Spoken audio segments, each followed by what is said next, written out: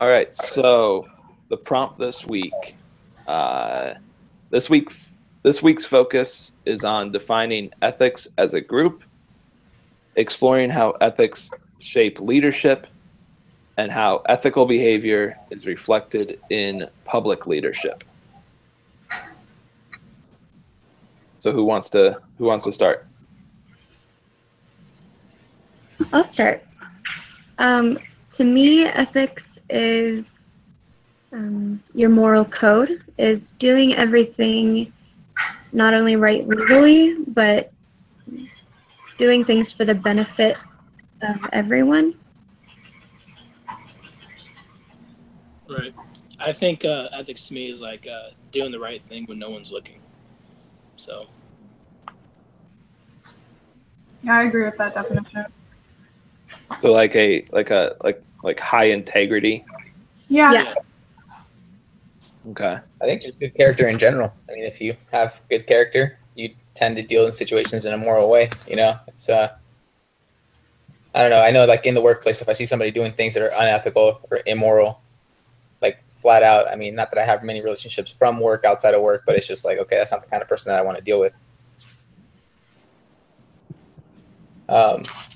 Well, like one quick thing that the book said was that most ethical experts basically are agreeing that overall lying is a very bad thing, just because it'll basically damage the overall kind of like perception of yourself. And like that's my thing with like the whole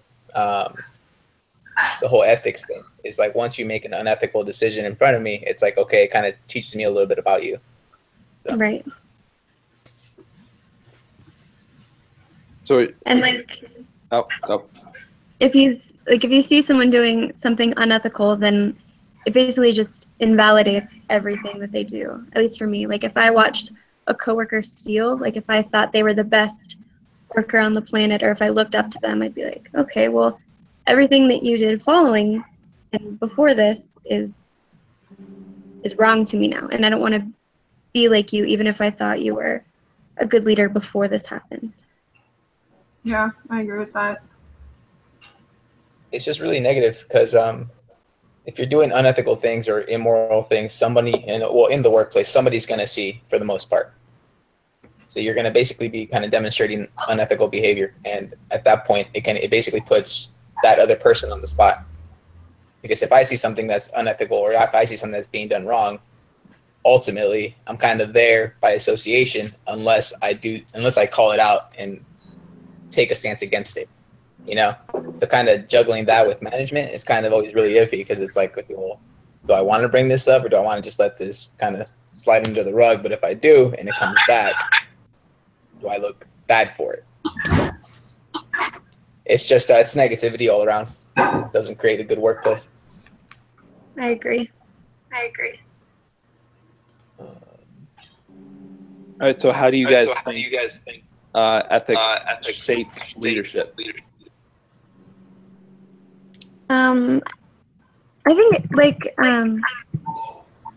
Jose said earlier, how it's kind of like leading by example, like not wanting to be in that negative environment. Do you guys think that I think the leader has to be the most ethical of the group? I think it helps. Maybe not. Example. Yeah, exactly. It helps. If you're leading by example, then hopefully everyone else will follow. So if you're being an ethical leader, then hopefully a majority of the group is going to follow that example as well. Where if you are demonstrating what's not good to do with your work environment, then they're not going to want to do it either.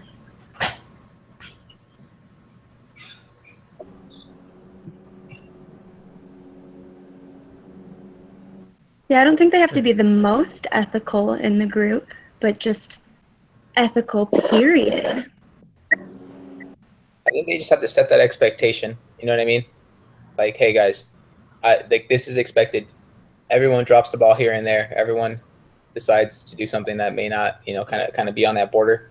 But if you have that overall just understanding that, hey, we have to make ethical decisions, and if we don't, we're gonna have it, then ultimately it's just going to kind of nudge you towards the right way. Let's see.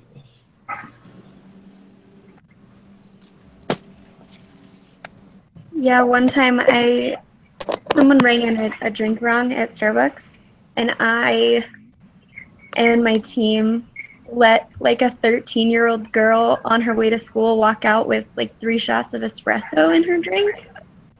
Yeah. And I knew that, and I didn't say anything, and I feel like as their supervisor doing that, it kind of like set the stage for them to be like, oh, whoops, I made a mistake, but like I'm gonna give this drink out anyway.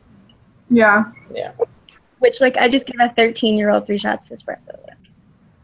Okay, so I have one. I actually got kind of in trouble, a little smack on the wrist. So I was working at this apartment community, right? We drive these golf carts, basically touring people back and forth. If you have to go around property to help out, whatever you have to do, you take these golf carts. It's really big property, about 500-600 units, and it's, I mean, if you walk from the front to the back, you're basically walking 1.5 miles. So it was summer, it was super hot. I'm driving back to the office, and I see this little kid. Like, this little kid flags me down. He's walking on property. I've seen him before. I know his mom. I've seen his mom. I say hello. So this kid flags me down. He's, I don't know, maybe like 6. And he's just like, hey, man, could I please get a ride to the office? It's on your way. I felt bad. I was like, of course, man. You're over here dying in the heat. The golf cart took him to the office. And I actually got a sit down from my managers basically saying that I shouldn't have done that because liabilities and all this type of stuff that I could have gotten in trouble with if things were to go wrong, or if, I don't know, say he fell off the golf cart or something, you know, on the way, and his mother got pissed because she had no idea that I took him on this vehicle. That's interesting because I feel like you made a good Right? ethical decision. Yeah. That's what I was thinking too, but it's kind of, I don't know, I guess it's kind of touchy when it comes to like the organization. Yeah, I feel like maybe that's the struggle with being an ethical leader, is where your ethics and then the company's ethics align, where they're going to be like, don't do this, but you're like, that feels like that's the right thing to do. Like, why am I getting in trouble? Yeah. I think I have an as well. I work at a pool, as I tell you guys every week, and sometimes like there will be little kids in, like the lazy river and everything, and they need help out.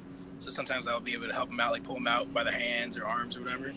And sometimes I get yelled at it because, you know, like that, instead if something was going wrong, say they slipped or whatnot, then I would be, you know, at fault for it, or the hotel would be at fault for it. So in those situations, we're told like not to really do anything unless like they're actually like in dire need. But so that's some situations I've been through.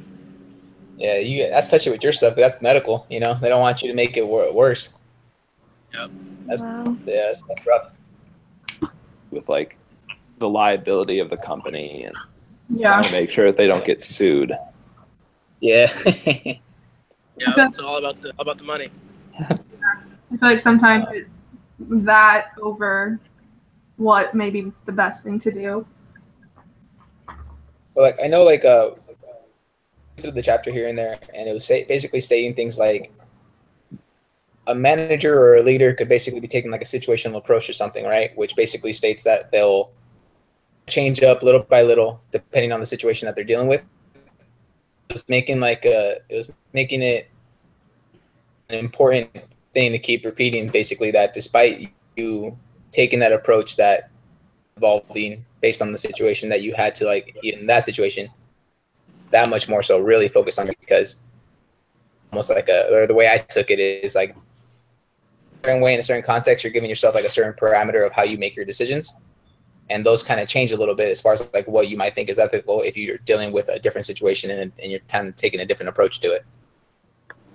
For me, I'm pretty situational. I do like kind of handling every situation a little bit differently. But I do know that like my gray area ethic decisions might differ when it comes to the different ones, I guess. So how do you guys explain that think? Yeah. So how do you guys think that ethical behavior is Say it again? reflected? How do you guys think that ethical behavior is reflected in public leadership?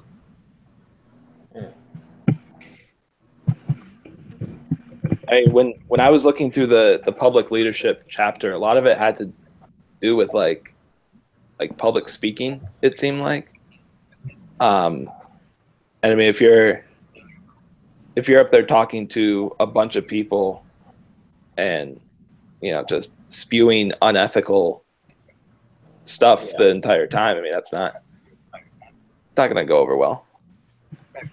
I guess you could look at it from the standpoint of if like when I think something, is it ethical if it's not the truth, or if they're not going to uphold it or something as well.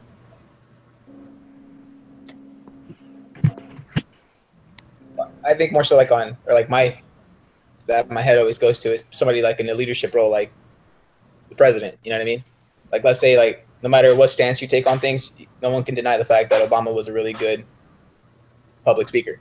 I mean, this guy just knew how to talk, and in that situation, he has such a following or such like an influence on people that it's like, okay, if he says something unethical or immoral, the effect that's going to have is going to be ridiculous. So, I mean, the more power I guess a leader holds, they definitely have to be that much more careful because they're going to influence a ton of either employees or in the public people. It's like,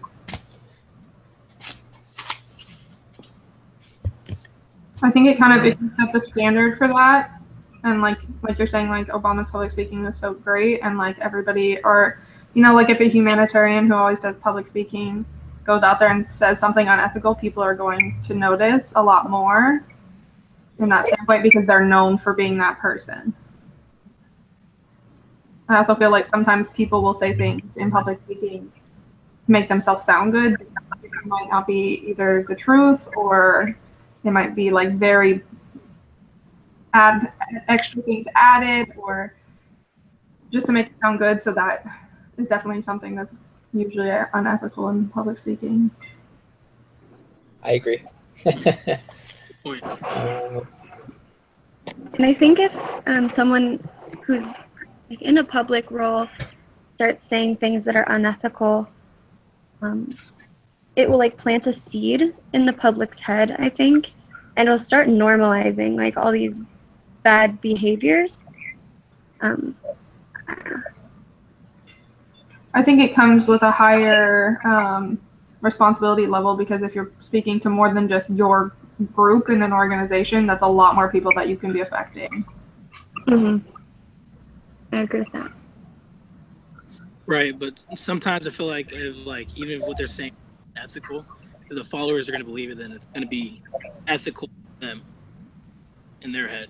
Because if they're with like a certain view, then they're going to believe it no matter what, whether it's ethical or not. Yeah.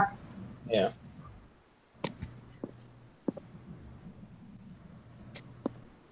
Okay, well, we're good on time.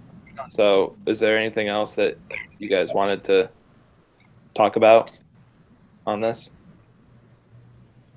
I guess one of my just like takeaways was that so virtue ethics, when I got to it, was basically just like saying that so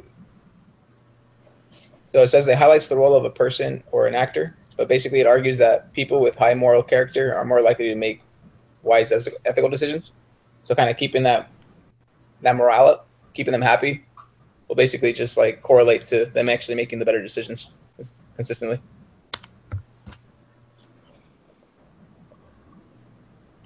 So, I think we're good, guys. All right. Gotta start working on that project now. Oh, right. Yeah. All right. So I'll see you guys next week. Yes. See you guys next week. Take care. Bye.